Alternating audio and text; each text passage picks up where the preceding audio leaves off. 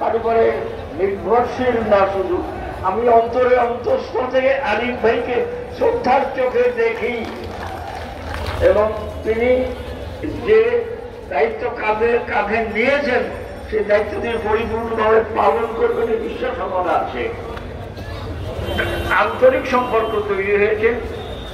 যাই হোক, এটা রাজনীতি করতে গেলে এরকম ভাবে তো আসে, প্রতিবাদী না হলে পরে অধিকার আদায় করা যায় না। ওই